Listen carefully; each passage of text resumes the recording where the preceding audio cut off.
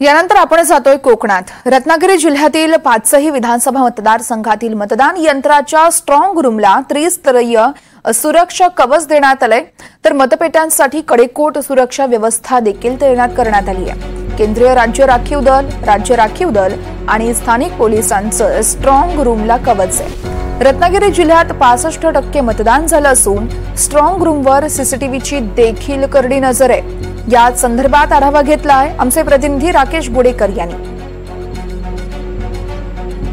रत्नागिरी जिल्ह्यामध्ये मतदान प्रक्रिया सुरळीत पार पडली असून रत्नागिरी जिल्ह्यात जवळपास 65% मतदान झालेलं आहे आणि ईव्हीएम मशीन जे आहेत त्या स्ट्रॉंग रूमच्या ठिकाणी रात्रीच दाखल झालेले आहेत आणि या स्ट्रॉंग रूमला सध्या त्रिस्तरीय सुरक्षा कवच देण्यात आलेलं आहे। यामध्ये केंद्रीय राज्य राखीव दल आणि स्थानिक पोलिसांचं असं त्रिस्तरीय सुरक्षा कवच स्ट्रॉंग रूमला देण्यात आलेलं आहे।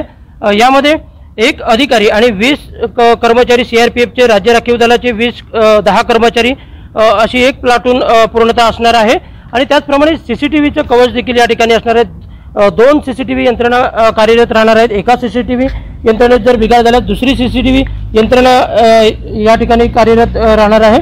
असं तगडे सुरक्षा व्यवस्था या ठिकाणी करण्यात आलेली आपल्याला पाहायला मिळते। आपण सध्या आहोत ते रत्नागिरी विधानसभा मतदारसंघातील सामाजिक न्याय व विशेष सहाय्य विभाग जिल्हा जात प्रमाणपत्र पडताळणी समितीच्या ठिकाणी जे स्ट्रॉंग रूम आहे रत्नागिरी विधानसभा मतदारसंघातील त्या ठिकाणी आपण आहोत आणि इथली सुरक्षा व्यवस्था आपण पाहतोय। त्रिस्तरीय सुरक्षा व्यवस्था या ठिकाणी ठेवण्यात आलेली आहे। रत्नागिरी जिल्ह्यातील 5ही विधानसभा मतदारसंघातील ज्या स्ट्रॉंग रूम आहेत त्या ठिकाणी अशीच सुरक्षा व्यवस्था तैनात करण्यात आलेली आहे। परवा म्हणजे 23 तारखेला मतमोजणी पार पडणार आहे आणि तोपर्यंत या स्ट्रॉंग रूमच्या ठिकाणी अगदी कडेकोट सुरक्षा व्यवस्था म्हणजे त्रिस्तरीय सुरक्षा कवच असणार आहे। राकेश गुडेकर, एनडीटीव्ही मराठी, रत्नागिरी।